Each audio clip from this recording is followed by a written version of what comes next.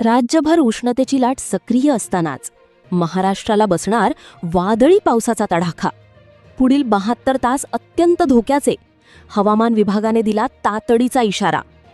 आज थोड्याच वेळात महाराष्ट्रात एक असे भयानक संकट कोसळणार आहे की जे गेल्या 25 वर्षात कधीच कोसळलं नव्हतं.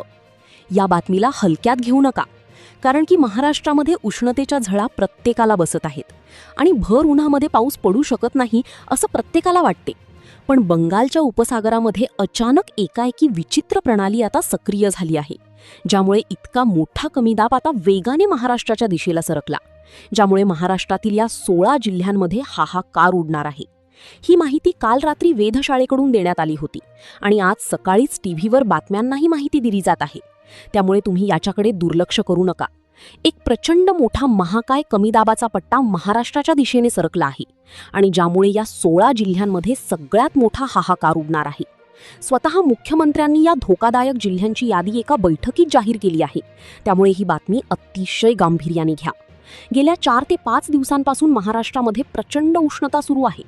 उष्माघाताने काही दुर्दैवी घटना घडल्याच्या बातम्या त्या ठिकाणी येत आहेत, तर काही राज्यांमध्ये उष्णतेच्या लाटेतच पाऊस पडल्याने लोकांना दिलासा मिळण्याच्या बातम्या येत आहेत. काल दिल्लीमध्ये भयानक पाऊस झाला आहे, त्यामुळे तिथल्या लोकांना दिलासा मिळाला. पण आता तोच पाऊस 4 पट वेगाने महाराष्ट्राच्या दिशेला हळूहळू सरकताना दिसत आहे. त्यामुळेच महाराष्ट्रात पहिल्यांदाच हाय अलर्ट लागू केला. हा रेड अलर्ट साधा आहे असे समजू नका, कारण की यावेळची परिस्थिती खूप विचित्र आहे. देशात मॉन्सूनचा पाऊस कमी राहणार आणि एल निनोचा प्रभाव राहणार आहे. याविषयीची बातमी तुम्ही ऐकली असेल, पण मागील 24 तासांतच समुद्रामध्ये अशी हालचाल झाली आहे की यावेळेस नुसता एल निनो नाही, तर मेगा एल निनो सक्रिय होणार आहे आणि ही 25 वर्षात पहिल्यांदाच घडते. त्यामुळे ही बातमी हलक्यात घ्याल तर मोठे नुकसान होईल. त्यामुळे सरकारने देखील ताबडतोब बैठक घेऊन 16 जिल्ह्यांची एक धोक्याची यादी जाहीर केली आहे, ज्याच्यामध्ये आज पहिल्या टप्प्यामध्ये 16 जिल्ह्यांमध्ये हाहाकार उडणार आहे. त्यानंतर उद्या 10 जिल्हे आणि परवा 10 जिल्हे, म्हणजे 72 तासात 36 जिल्ह्यांमध्ये हा कमी दाबाचा पट्टा नुकसान करणार आहे. व त्याकरता सरकारने 5 सूचना दिलेल्या आहेत, कारण की या काळामध्ये उष्णतेची तीव्रता देखील 2 पटीने वाढणार असल्याची शक्यता याच्यात दिलेली आहे. त्यामुळे दिवसभर काय काळजी घ्यायची आहे आणि रात्री जेव्हा पाऊस सुरू होणार आहे, जे भयानक वादळ वारे आणि गारपीट सुरू होणार आहे, त्याच्यासाठी काय करायचंय, असे सगळे एक वेळापत्रक आता पहिल्यांदा जाहीर झालंय. पहा, परिस्थिती ही 25 वर्षानंतर पहिल्यांदाच आल्यामुळे सरकारने देखील अतिशय गांभीर्याने ही गोष्ट घेतलीये. त्याच्यामुळे सगळ्या लोकांना त्या ठिकाणी माहिती देण्यात आली. आता लोकांनाही भरोसा बसत नव्हता, ही माहिती खरी नाही असं वाटत होतं. म्हणून सरकारने एक सॅटेलाइट फोटो पाठवलाय. हा सॅटेलाइट फोटो संपूर्ण महाराष्ट्राचा आहे. सॅटेलाइटद्वारे अवकाशातून संपूर्ण महाराष्ट्राचा एक फोटो घेतलाय आणि त्या फोटोमध्ये तो कमी दाबाचा जो 1000 किलोमीटरचा ढग आहे, तर तो महाराष्ट्राला त्याने व्यापलाय आणि त्याचा कहर आता सुरू झालाय. गेल्या 2 दिवसांपासून तुम्हाला जाणवत असेल की उष्णता वाढलीये आणि ती उष्णता वाढते कारण की वादळ जवळ येत आहे आणि ते आज पहिल्या टप्प्यात या 16 जिल्ह्यांमध्ये हाहाकार उडवणार आहे. मग कोणते आहेत ते 16 जिल्हे पहिल्या टप्प्यातले? दुसऱ्या टप्प्यातले 10 जिल्हे कोणते? तिसऱ्या टप्प्यातले 10 जिल्हे कोणते? काय काळजी घ्यायची आहे? उष्णता कोणत्या कोणत्या जिल्ह्यांमध्ये वाढणार आहे? कोणत्या जिल्ह्यांमध्ये गारपीट होणार, तर कोणत्या जिल्ह्यांमध्ये वादळी वाऱ्यासह पाऊस होणार? काय नवीन तारखा जाहीर केल्या आहेत? सगळी सविस्तर माहिती आपण व्यवस्थितपणे पाहणार आहोत. संपूर्ण महाराष्ट्रासाठी दुहेरी संकटाचा धोका. पुढील 72 तास अत्यंत धोक्याचे, कारण सकाळी उन्हाची तीव्रता दुपटीने वाढणार आणि रात्री होणार गारांचा पाऊस, सोसाट्याचा वारा. दुहेरी संकट आलंय. महाराष्ट्रात राहणाऱ्या 10 कोटी लोकांना धोका. अशा पद्धतीची बातमी आता सध्या व्हायरल होत आहे, कारण महाराष्ट्रावर आज थोड्याच वेळात एक संकट भयानक पद्धतीने घोंगावणार आहे, जे गेल्या 25 वर्षात कधीच धडकलं नव्हतं.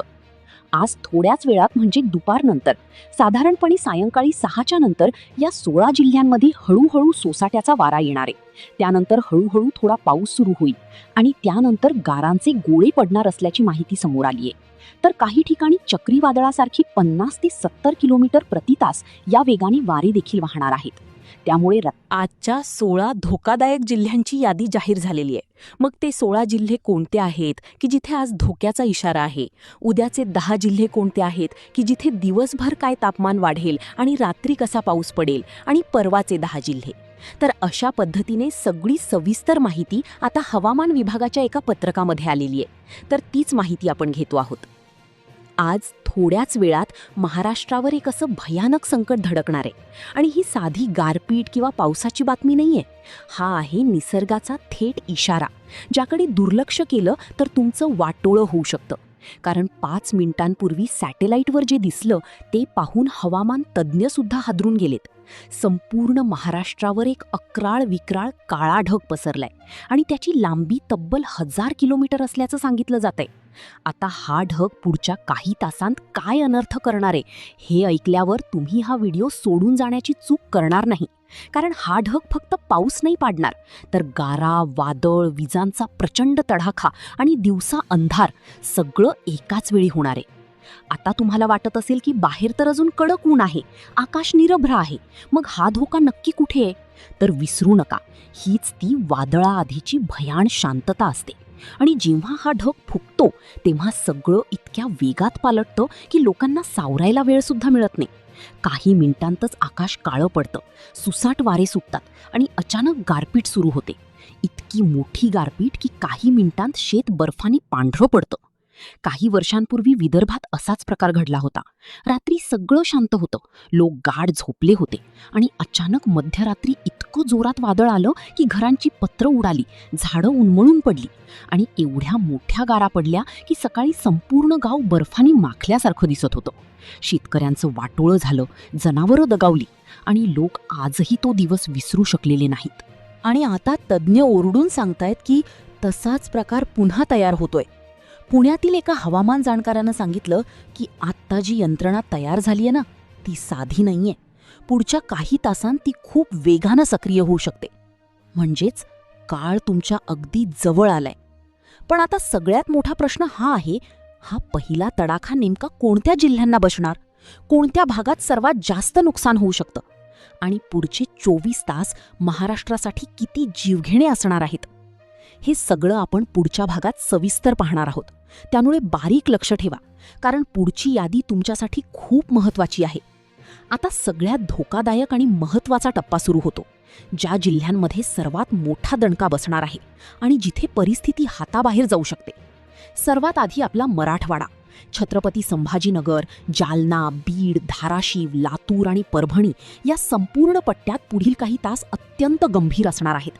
अचानक वाऱ्याचा वेग प्रचंड वाढेल, विजांचा कडकडाट इतका भयानक असेल की लोकांना घराबाहेर पडणंही जीवावर बेतेल. काही ठिकाणी गारपीट इतकी जोरात होऊ शकते की काही मिनिटातच पिकं भुईसपाट होतील. शेतकऱ्यांसाठी हा काळ खूप कठीण ठरू शकतो. पण इथेच संपत नाही, कारण पुढचा टप्पा आणखी थरकाप उडवणार आहे. विदर्भात नागपूर, वर्धा, अकोला, अमरावती आणि वाशिम या भागात पुढील 72 तासात परिस्थिती अक्षरशः स्फोटक होऊ शकते.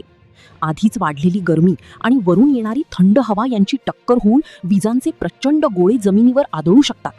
काही ठिकाणी इतका धोधो पाऊस होईल की काही तासांतच रस्ते नदीसारखे वाहतील. आणि शेवटी मध्य महाराष्ट्र, अहमदनगर, सोलापूर आणि आसपासचे भाग. इथेही वारे, पाऊस आणि गारपीट एकत्र येण्याची भीती आहे.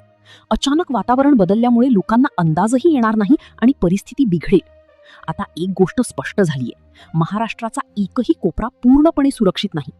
तर प्रेक्षक हो, आत्तापर्यंत आपण हवामान विभागाने दिलेली ताजी अपडेट आणि सॅटेलाईटवर दिसणारी परिस्थिती सविस्तर पाहिली. पण एक बहीण म्हणून मला तुम्हाला आवर्जून सांगायचं आहे की हे सगळं ऐकून अजिबात घाबरून जाऊ नका. निसर्ग कधी काय वळण घेईल हे सांगता येत नाही. ही केवळ एक शक्यता आहे.